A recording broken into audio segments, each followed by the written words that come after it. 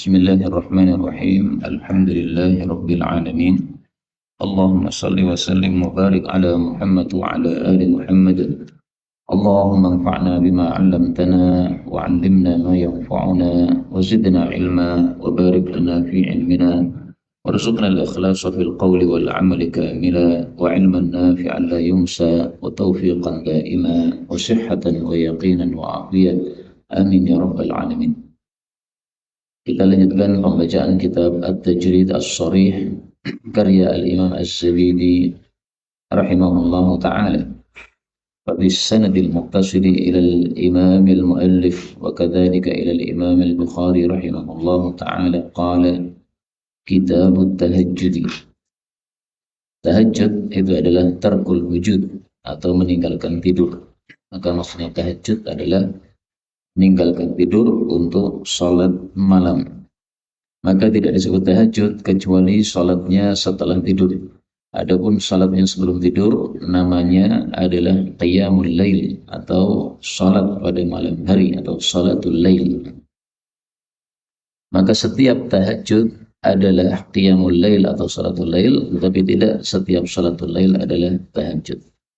Hadis 596 dalam kitab saya mungkin berbeda dengan kitab antum. Wa Ibnu Abbas radhiyallahu anhu qala kana an-nabiy sallallahu alaihi wasallam idza qama min al-lail yatahajjadu qala. Ini adalah doa iftitah salat tahajud. Dan kata Imam Nawawi, setiap satu hadis yang kita lewati hendaklah kita amalkan meskipun satu kali seumur hidup. Tapi saya menghasung para asatidz semuanya untuk menghafalkan doa ini untuk dibaca pada iftitah tahajud, karena kita bisa melakukannya setiap malam, yaitu Allahumma lakal hamdu anta qayyimus samawati wal ardi wa man fihin wa lakal hamdu laka mulkus samawati wal ardi wa man fihin wa lakal hamdu anta nurus samawati wal ardi wa man fihin wa lakal hamdu anta malikus samawati wal ardi ولك الحمد أنت الحق ووعدك الحق ولقاؤك حق وقول حق والجنة حق والنار حق والنبيون حق ومحمد صلى الله عليه وسلم حق والساعة حق اللهم لك أسلمت وبك آمنت وعليك توكلت وإليك أنبت وبك خاصمت وإليك حاكمت فاغفر لي. Saya baca dengan idgham ya. فاغفر لي ما قدمت وما أخرت وما أسررت وما أعلنت أنت المقدم وأنت المؤخر لا إله إلا أنت أو قال لا إله غيرك ولا حول ولا قوة إلا بالله. La haula, tidak ada daya untuk meninggalkan maksiat, wala quwwata, dan tidak ada kekuatan untuk melakukan ketaatan, illa billah, kecuali dengan pertolongan Allah. Demikianlah tafsirannya yang disebutkan oleh para ulama. Dan ada hadisnya yang marfu' tetapi tidak sahih dari Rasulullah sallallahu alaihi wasallam tafsiran tersebut. Nah, ini kalau terlalu panjang bisa bagi yang tidak mau menghafalkannya untuk ditulis besar kemudian ditempel di tembok sehingga pas salat tahajud bisa sambil membaca tulisan tersebut. 597. وعن ابن عمر رضي الله عنهما قال كان الرجل في حياة النبي صلى الله عليه وسلم إذا رأى رؤيا قصها على رسول الله صلى الله عليه وسلم. Jadi biasanya Rasulullah setelah subuh itu beliau menghadap kepada para jamaah bertanya, siapa yang tadi malam bermimpi? Nah, kemudian diceritakan kepada Rasul sallallahu alaihi wasallam. Kenapa ditanyakan oleh nabinya pada subuh? Karena kalau pada subuh diceritakan itu ceritanya masih fresh, masih teringat. Tapi kalau ditanyanya zuhur mungkin sudah lupa lagi karena sudah lama waktu antara dia bermimpi dengan bercerita tersebut. Dan ini termasuk satu sunnah yang sudah mati karena tidak kita temukan sekarang ini ulama yang pada subuh bertanya man yaqusu man ra'a minkum ru'ya. Ya wajar karena ilmu tafsir mimpi tidak dikuasai oleh setiap orang, sehingga mungkin para ulama tidak melakukannya karena tidak menguasai ilmu tafsir mimpi ini. Fatamannaitu an ara ru'ya fa aqussaha ala Rasulillah sallallahu alaihi wasallam wa kuntu ghulaman syabban wa kuntu anamu fil masjidi ala ahdi Rasulillah sallallahu alaihi wasallam. Ini katanya kebiasaan para sahabat dulu ketika syabab, mereka masih muda-muda belum nikah, mereka rata-rata tidurnya di masjid. Jadi tidak hanya dilakukan oleh Ibnu Umar, tapi juga dilakukan oleh para syabab-syabab, sahabat-sahabat Nabi yang lain. Faraitu fi naumi ka'anna malakaini akhadhani fadhahaba bi ila an-nari fa idza hiya matwiyatun ka tayyil bi'ri. Matwiyah itu apa? Tertutupi dengan tembok di sampingnya ini, apa namanya? Jadi tertutupi dengan tembok seperti tertutupinya tembok untuk sumur. Wa idza laha qarnan. Qarnan ini adalah dua apa? Dua pondasi yang ada di atas dindingnya sumur yang kemudian digantungkan padanya kayu untuk tali supaya bisa mengambil air sumur dengan dengan ember, apa namanya itu, qarnan. Wa idza fiha unasun qad araftuhum faj'altu aqulu a'udzu billahi minan nar. Aku berlindung kepada Allah dari neraka. Ini jadi Ibnu Umar ketakutan. Padahal Ibnu Umar kan orang soleh. Kok bisa dia diberi mimpi yang menakuti dia, menakutkan dia? Nah, maka jawabannya adalah di akhir hadis ini. Qala falaqiyana malakun akhar faqala li lam tura', jangan takut, la takhaf. Faqasastuha ala Hafsata faqasatha Hafsatu ala Rasulillah sallallahu alaihi wasallam faqala ni'mar rajul Abdullah. Sebaik-baik orang adalah Abdullah bin Umar, adikmu ini, dengan syarat laukana yusalli minal lail, andaikan dia itu biasa melakukan salat malam. Artinya beliau waktu itu belum biasa salat malam. Dan ditegur oleh Nabi SAW, kalau dia itu salat malam maka dia sebaik-baik lelaki. Dan dari sinilah para ulama menjawab pertanyaan tadi, kenapa Ibnu Umar orang baik kok mimpi ditakuti dengan neraka? Karena dia tidak salat tahajud.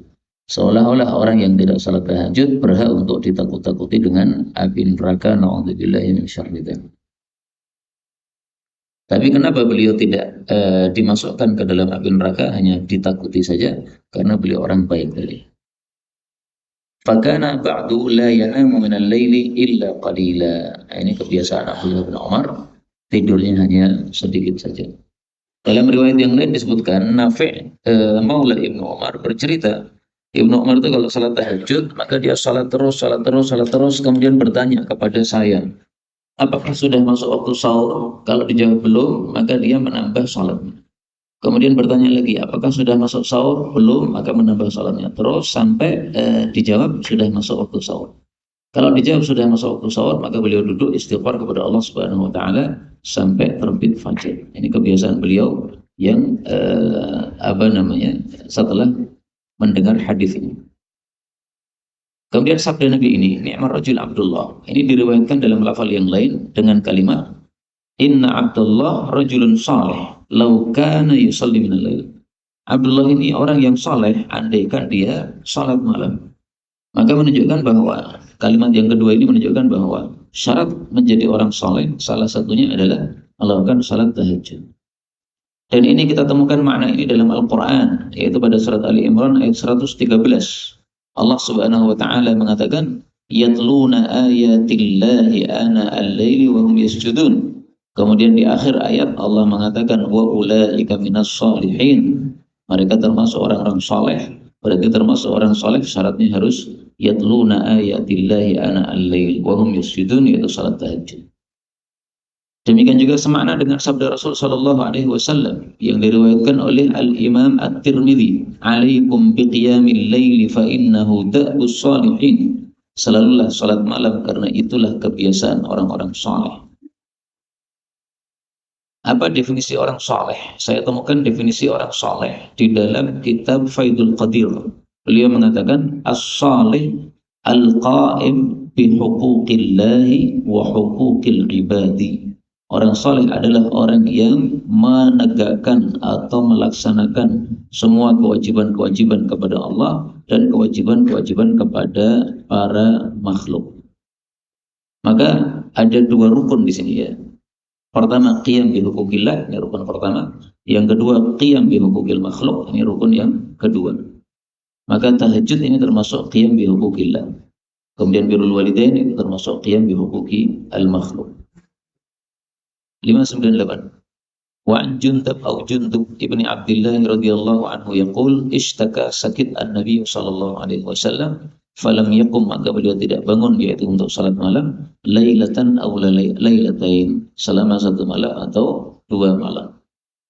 Ini menunjukkan bahwa qiyamul lail boleh ditinggalkan apabila ada uzur. Salah satu uzur adalah sakit, salah satu uzur adalah safar. Tetapi dalam hadis yang lain Rasul Shallallahu Alaihi Wasallam bersabda, barang siapa yang memiliki satu adat kemudian meninggalkannya karena safar atau karena sakit, maka dicatat oleh para malaikat bahwa dia melakukan amalan tersebut. Ini adalah fadilah melakukan amalan secara istiqamah atau secara kontinu. Kemudian kita temukan satu hadis yang zahirnya bertentangan dengan hadis ini, yaitu riwayat Imam Hakim. Aisyah radhiyallahu anha mengatakan, la tada' qiyamal lail fa inna Rasulullah sallallahu alaihi wasallam kana la yadhru. Jangan kamu tinggalkan tahajud karena Nabi tidak pernah meninggalkan. Wa kana idza marida aw kasila shalla qa'idan. Kalau beliau sakit atau sedang malas itu maksudnya badannya lebih lemah, maka salat tahajudnya dengan duduk. Kalau hadis ini mengatakan beliau tidak bangun alias tidak tahajud. Kalau hadis riwayat Imam Hakim, beliau tetap tahajud tapi dengan apa? Duduk. Nah, ini karena hadisnya sama-sama sahih, bisa saja kita kompromikan, kita katakan yang beliau tidak bangun sama sekali itu ketika sakitnya dahsyat, sehingga tidak bisa bangun memang. Tapi ketika sakitnya sedikit, ya masih bisa tahajud, beliau tahajud tetapi dengan cara duduk. Tapi ada satu pengalaman yang unik ketika saya daurah di Jogja tahun 2008. Itu ketemu dengan seorang direktur atau seorang ustadz di salah satu pesantren Hidayatullah. Nah, kemudian kita cerita-cerita tentang santri-santri di pesantren yang sakit. Maka beliau mengatakan, kalau kami di Hidayatullah punya kebiasaan, santri-santri sakit itu kita bangunkan tahajud lebih dahsyat daripada yang tidak sakit. Kenapa Ustaz? Karena orang sakit sehat dengan tahajud. Nah, ini hadisnya dalam riwayat Imam Tirmidzi, Rasul mengatakan bahwasanya tahajud itu wa matradatun lidda'anil jasad, mengusir penyakit dari tubuh. Tapi memang lafal ini didhaifkan oleh Al-Albani. Kata beliau, hadis ini sahih kecuali kalimat ini, yaitu bahwa tahajud bisa mengusir dari penyakit.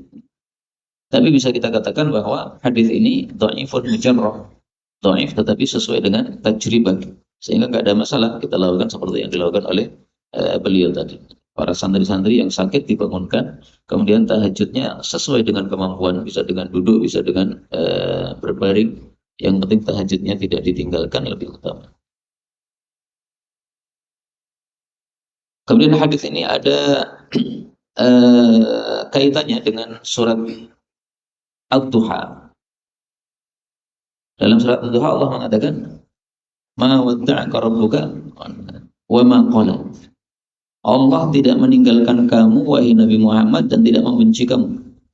Karena pada saat Nabi Muhammad sakit sehingga tidak bangun satu malam dua malam ini, kemudian diejek oleh seorang wanita kafir, Ummu Jamil atau yang lain. Dia mengatakan bahwasanya setanmu sudah meninggalkan kamu sehingga kamu sakit dibiarkan oleh dia. Nah, maka Allah Subhanahu wa taala menurunkan ayat tadi, ma wadda'aka rabbuka wa ma qala. 599. Wa an Ali bin Abi Thalib radhiyallahu anhu anna Rasulullah sallallahu alaihi wasallam taraqahu wa Fatimah bintan Nabi sallallahu alaihi wasallam lailatan ay atahu lailatan faqala ala tusalliyan. Ini dalil bahwa salat tahajud hendaklah kita saling ta'awun untuk membangunkan. Ini Rasulullah membangunkan putrinya dan menantunya. Dalam hadis yang lain Rasulullah membangunkan istri-istri beliau. Dalam hadis yang lain Rasul sallallahu alaihi wasallam membangunkan sahabat-sahabat beliau. Jadi semua ini dilakukan oleh Nabi. Menantunya dibangunkan, demikian juga istri-istrinya dibangunkan, dan sahabat-sahabatnya juga dibangunkan. Adapun beliau membangunkan sahabat-sahabat Nabi, dalilnya itu di dalam Sunan Tirmidzi. Rasul sallallahu alaihi wasallam kalau bangun malam beliau mengatakan, Ya ayyuhan nas, udhkurullah, ja'atir rajifah, tadba'uha radifah, ja'al maut bima fih, ja'al maut bima fih.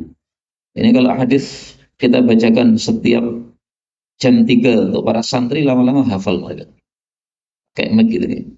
Ya ayyuhan nas, udhkurullah, ja'atir rajifah, tadba'uha radifah, ja'al maut bima fih, ja'al maut bima fih. Ini lebih baik saya kira daripada kebiasaan sebagian saudara kita Nahdliyin ya, menembang pada waktu seperempat jam atau setengah jam sebelum subuh untuk membangunkan orang. Nah, lebih baik yang kita bacakan adalah apa? Sabda Rasul Sallallahu Alaihi Wasallam ini. Faqultu ya Rasulullah, anfusuna biyadillah, fa idza syaa ayyab'atsana ba'atsana. Ini jawaban Sayyidina Ali mungkin pas lelah ya, sehingga beliau tidak semangat tahajud. Fansarafa hina qulna dzalika wa lam yarji ilayya syai'an. Thumma sami'tuhu wa huwa muwallin yadribu fakhidahu wa huwa yaqul wa kana al-insanu aktsara syai'in jadala. Ini satu ayat dalam surat apa? Al-Kahfi ya. Dan ini menunjukkan bahwa kalau kita membaca satu ayat Quran tapi bukan niatannya untuk tilawah, maka tidak perlu adanya ta'awud atau a'udzubillahi minasyaitonirrajim. Karena di sini Rasulullah SAW langsung mengucapkan kalimat ini tanpa mengucapkan ta'awud. Demikian juga yang disebutkan oleh para ulama dalam bab khutbah. Mereka mengatakan termasuk kesalahan khatib adalah kalau dia mengatakan qala Allah Ta'ala kemudian a'udzubillahi minasyaitonirrajim. Ini termasuk satu kesalahan. Kesalahan pertama karena dia tidak sedang tilawah, tapi sedang menyebutkan satu dalil atau satu ayat. Kesalahan kedua, dia mengatakan qala Allah Ta'ala a'udzubillah, padahal Allah tidak pernah mengucapkan a'udzubillah. Ini bisa dilihat dalam kitab Haqqut Tilawah dalam bab isti'adzah. Ada satu kitab Haqqut Tilawah di pesantren.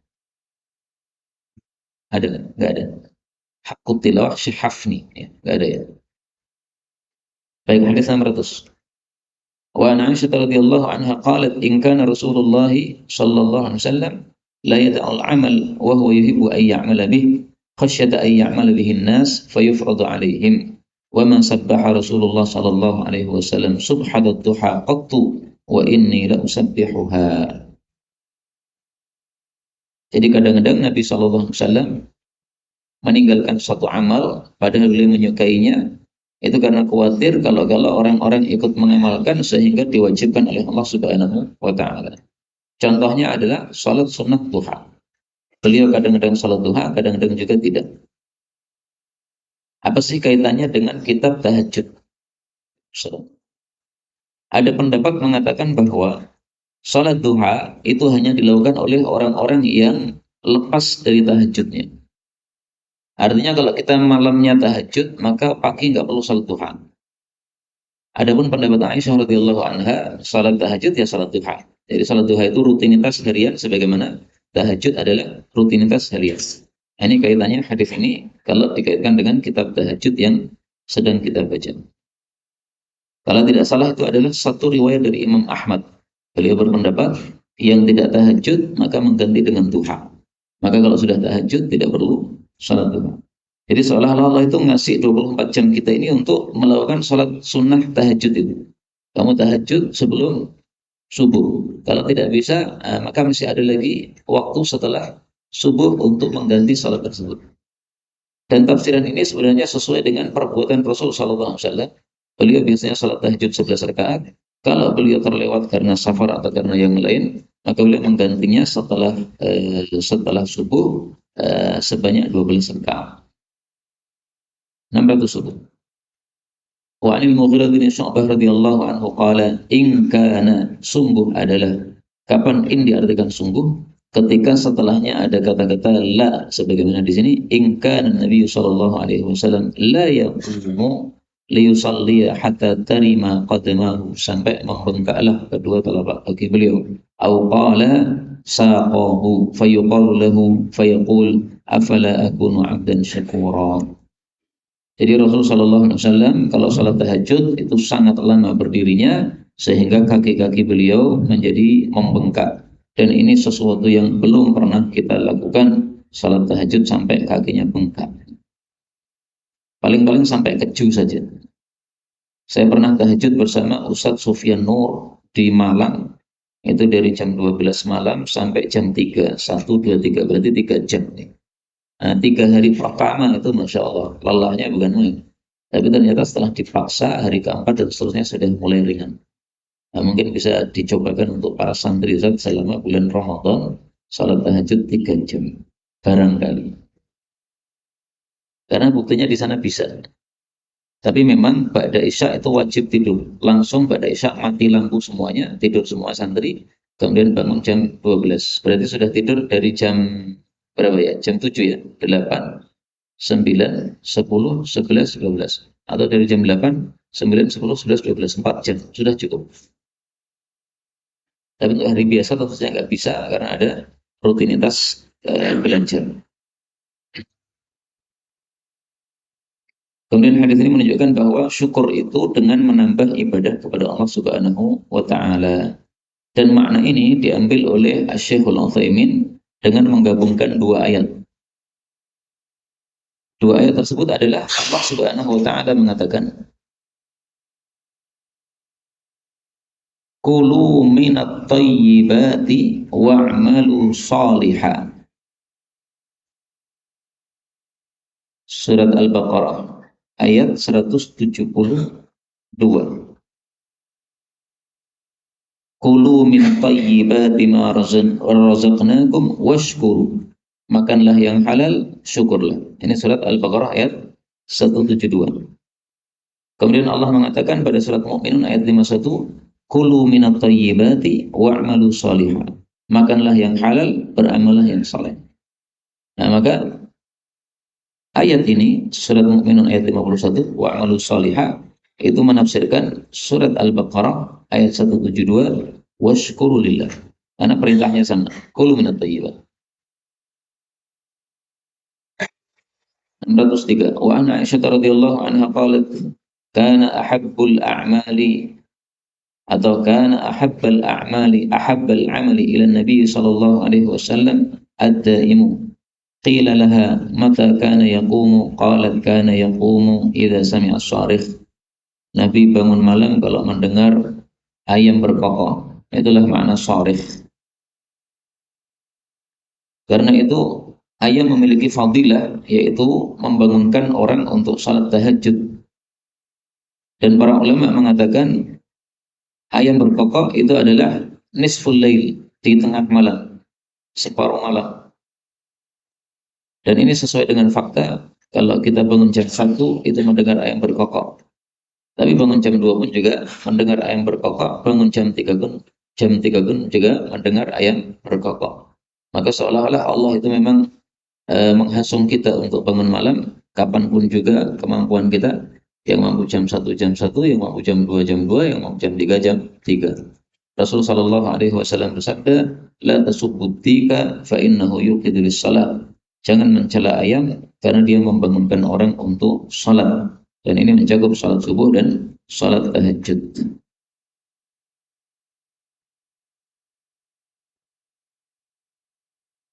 604 dalam kitab saya, wa fi riwayatin idza sami'a as-sarikha qama fa shalla. 605 dalam kitab saya, wa fi riwayatin anha qalat ma alfahu as-sahar. Tidaklah menemui beliau waktu sahur inti illa naiman, ta'ni Nabi sallallahu alaihi wasallam. Jadi waktu sahur selalu Nabi itu tidur. Kenapa? Karena sudah tahajud secara panjang. Adapun kita tidak cocok hadis ini untuk kita karena bangunnya menjelang subuh. Kalau sebelum subuh tidur lagi, berarti tahajudnya lebih berkurang lagi. Tapi memang sunnah setelah selesai tahajud untuk kita berbaring dalam rangka istirahat supaya nanti salat subuhnya menjadi giat. 606 wa an Abdullah bin Mas'ud radhiyallahu anhu qala shallaitu ma'an Nabi sallallahu alaihi wasallam lailatan falam yazal qa'iman hatta hamamtu bi amri saw'in. Qulna wa ma hamamta? Qala hamamtu an aq'uda wa adhara an-nabiy sallallahu alaihi wasallam.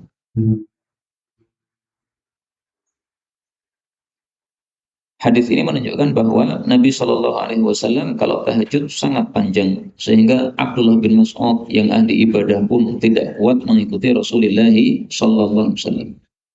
Dia mengatakan, saya menginginkan satu perbuatan buruk, yaitu meninggalkan Nabi berdiri dan saya salat tahajud dengan duduk. Ini kenapa disebut sebagai perbuatan buruk oleh Ibnu Mas'ud? Karena tidak mengikuti apa yang dilakukan oleh Rasulullah Sallallahu Alaihi Wasallam. Padahal khairul hadi hadi Muhammadin Sallallahu Alaihi Wasallam. Bukan berarti secara zatnya dia buruk, bukan.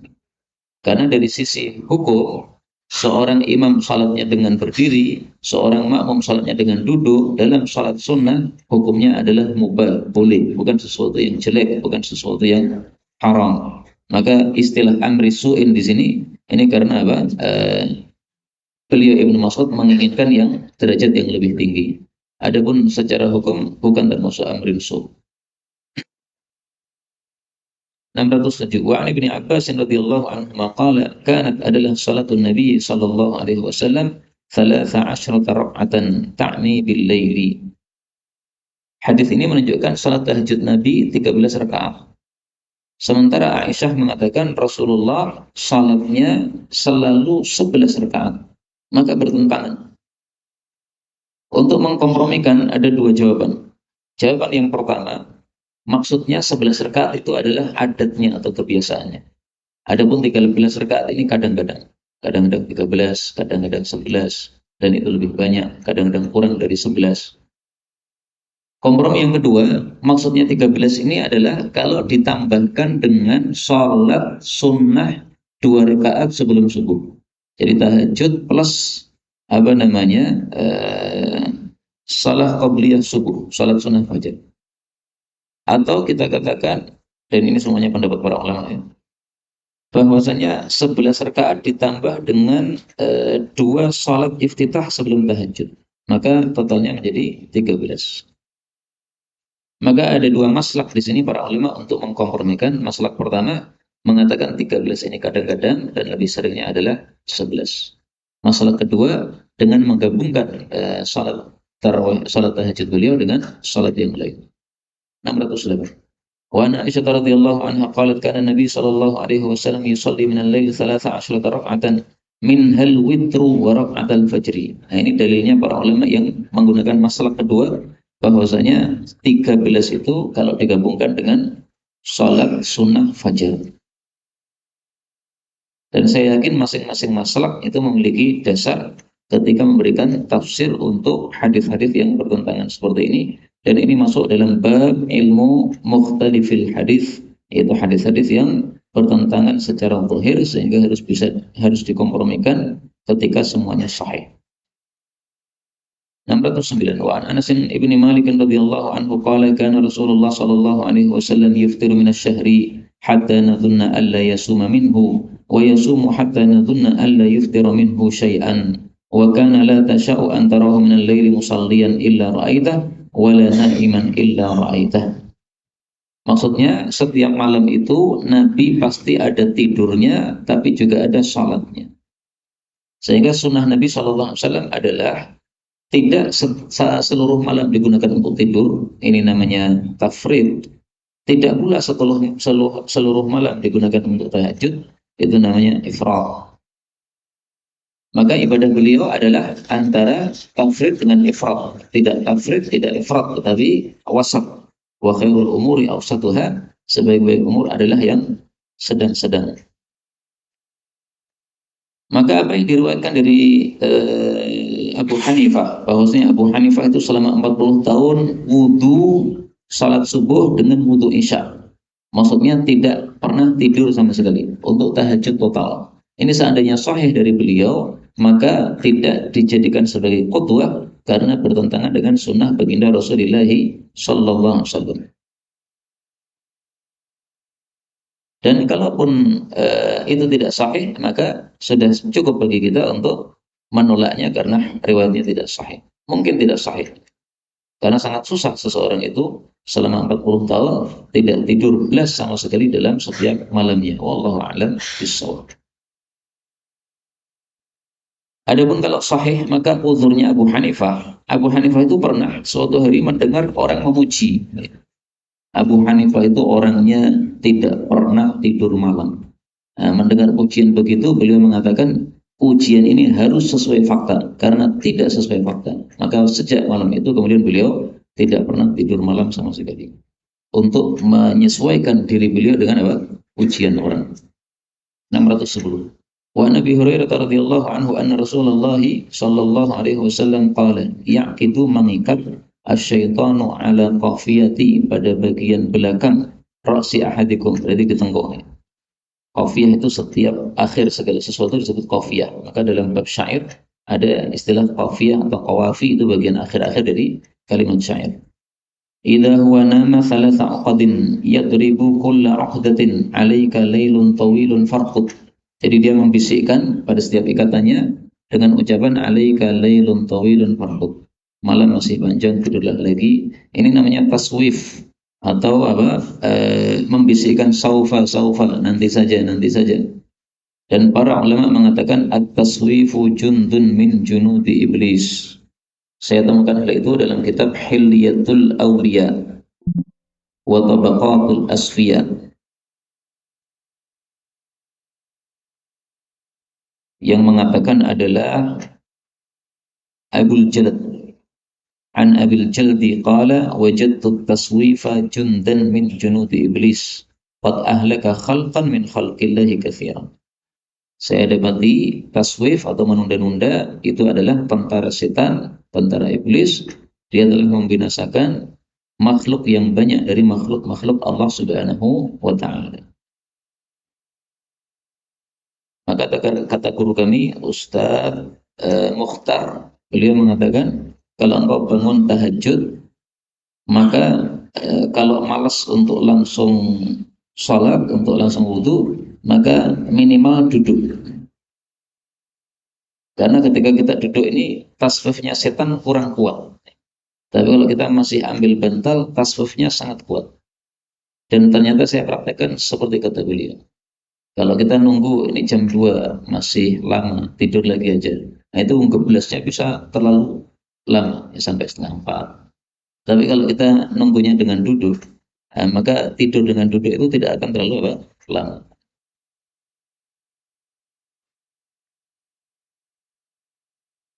Tapi lebih bagus daripada itu adalah eh, begitu bangun langsung kita wudhu. Kalau masih ngantuk maka salat 2 rakaat kemudian tidur lagi. فإن استيقظ فذكر الله إن حلت عقدة فإن توضأ إن حلت عقدة فإن صلى إن حلت عقدة فأصبح نشيطا طيب النفس وإلا أصبح خبيث النفس كسلانا. Nah, maka salah satu fungsi dari tahajud adalah menyebabkan kita giat di dalam beraktivitas pada pagi hari tersebut karena sudah terlepas dari ikatan-ikatan setan yang 3 ini. Ikatan ini diperselisihkan maksudnya, apakah ikatan betul-betul ataukah hanya kinayah. Tetapi apabila ditafsirkan sesuai zahirnya tidak ada masalah, karena kaidah al-aslu fil kalami al-haqiqah. Hukum asal suatu ucapan adalah hakikatnya. Maka ya ikatan ya ikatan. Berarti memang betul-betul ada ikatan tetapi tidak terlihat oleh manusia. Wallahu a'lam bishawab. Demikian juga hadis setelahnya, ini juga diperselisihkan oleh para ulama. Apa maksudnya? 611. Wa an Abdullah radhiyallahu anhu qala dzukira 'inda Nabi sallallahu alaihi wasallam rajulun faqila ma zala na'iman hatta asbah. Dia terus-menerus tidur sampai masuk waktu subuh, ma qama ila shalah, tidak berdiri untuk salat. Faqala bala syaitan fi udhunih, setan kencing pada telinganya. Nah, ada 2 tafsiran. Yang mengatakan hakikat, ada yang mengatakan kinayat. Kalau dikatakan hakikat tidak jauh. Karena apa? Karena setan itu makan dan minum. Sehingga kalau setan itu kencing ya masuk akal. Maka betul-betul setan itu kencing pada telinga orang yang tidak tahajud sampai masuk waktu subuh. Na'udzubillahi min syarri dzalika. Tapi tafsiran yang kinayat juga nggak ada masalah. Karena memang orang Arab itu memiliki apa? Bahasa-bahasa kinayah.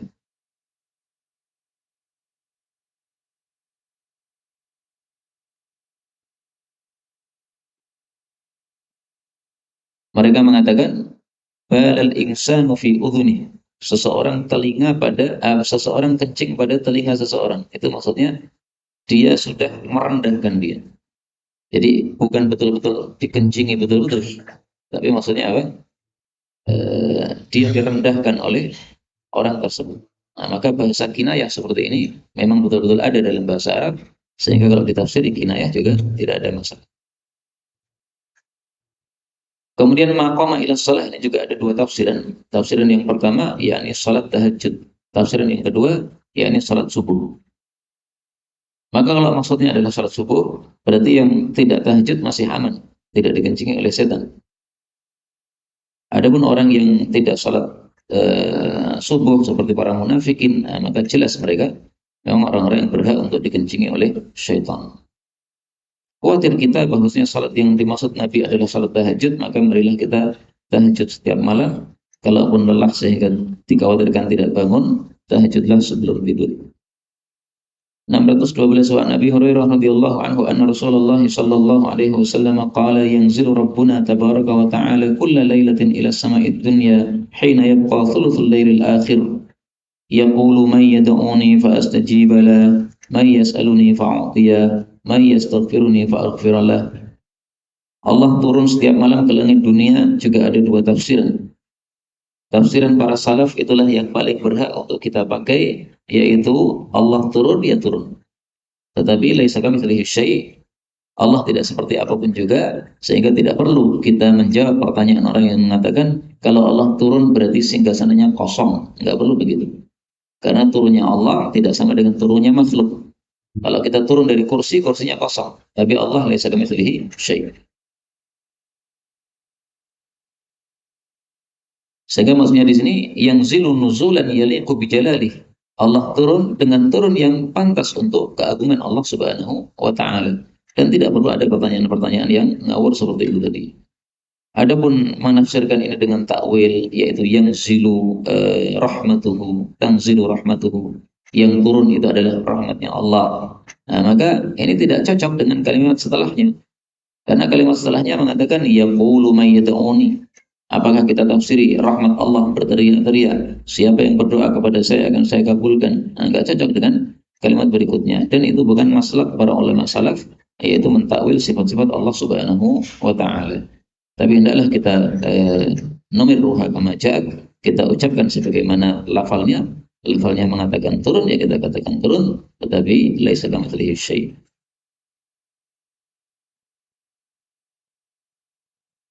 Kemudian hadis ini menghasung kita kalau kita bangun malam untuk berdoa kepada Allah Subhanahu wa taala. Doa yang pertama kita baca istighfar, setelah itu minta yang lain kepada Allah Subhanahu wa taala. Dan ini tausiah yang terakhir saya dengarkan dari Al-Ustaz Mudzakkir hafizahullah. Saya ketemu beliau, kemudian saya minta wasiat atau minta nasihat. Beliau mengatakan salah satunya dalam wasiat tadi, sebagian guru-guru kami, kata beliau, mengatakan kalau engkau bangun malam maka minimal doa kepada Allah Subhanahu wa taala. Jadi bangun malam jangan disia-siakan hanya pipis saja misalnya, tapi doa kepada Allah Subhanahu wa taala kalau memang hanya mampu seperti itu. Misalnya lagi sakit tidak bisa tahajud, maka minimal kita angkat tangan kepada Allah bangun malam, kemudian berdoa kepada Allah Subhanahu wa taala. Nah, bangun jam 1, melihat jam masih jam 1, itu angkat tangan doa. Tidur lagi silahkan karena masih malam. Bangun jam 2 dan belum terbiasa bangun jam 2, maka silahkan tidur lagi tapi angkat tangan doa kepada Allah Subhanahu wa taala. Baru bangun seperti biasanya jam 3. 613. Wa ana Aisyah radhiyallahu anha annaha su'ilat an Rasulil an salatin Nabi sallallahu alaihi wasallam bil lail. Qalat kana yanamu awwalahu wa yaqumu akhirahu. Fayusalli thumma yarji'u ila firashihi. Fa idza adana al-mu'adzin wasaba. Fa in kana bihi hajatun ightasala. Maksudnya kalau beliau mandi junub maka beliau mandi. Wa illa tawadda'a wa kharaja. Hadis ini menunjukkan bahwasanya tahajud itu lebih bagusnya dilakukan di akhir malam. Meskipun boleh juga dilakukan di awal malam, meskipun boleh juga dilakukan di tengah malam. Termasuk yang melakukan tahajud tengah malam adalah Al-Imam Asy-Syafi'i rahimahullah. Karena beliau bagi malamnya jadi 3. Sepertiga malam pertama untuk ilmu, sepertiga malam kedua untuk salat, sepertiga malam ketiga untuk tidur. Maka kira-kira ya 3 jam pertama untuk belajar, 3 jam kedua untuk tahajud, 3 jam ketiga untuk istirahat. Tapi yang paling afdal adalah hadiyun Nabi Sallallahu Alaihi Wasallam, tidurnya di awal, kemudian tahajudnya di akhir. Wallahu a'lam bishawab. Alhamdulillahirabbil alamin. Ada yang perlu ditambahkan? Tafadhal Ustaz. Apa itu? Hadis dari ada bab. Di saya tidak ada ya. Coba antum baca.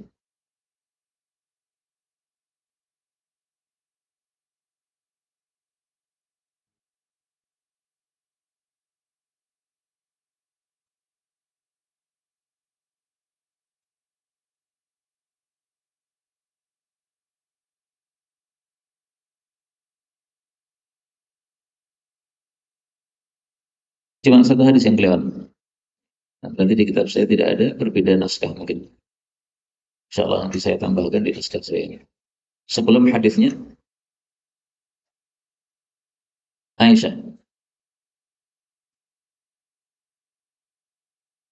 Ada yang lain? Monggo Ustaz.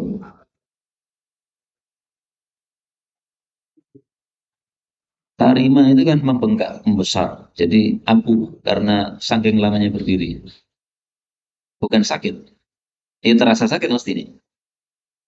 Kalau kita belum sampai membengkak, hanya terasa keju, kejang atau apa kaku. Ini. Saya lihat itu pernah saya buka itu, oh ini belum membengkak. Berarti Nabi lebih dahsyat daripada ini. Mungkin nggak belum membayangkan karena belum pernah mengalami. Coba kita bayangkan orang yang dihukum di penjara tapi tidak bisa duduk, berdiri terus karena kecilnya apa? Kecilnya tempat penjara itu. Ada kan penjara begitu? Nah, mungkin kayak begitu contohnya orang yang kakinya sampai membengkak. Nabi, bagaimana? Iya, sampai memaksakan diri pasti.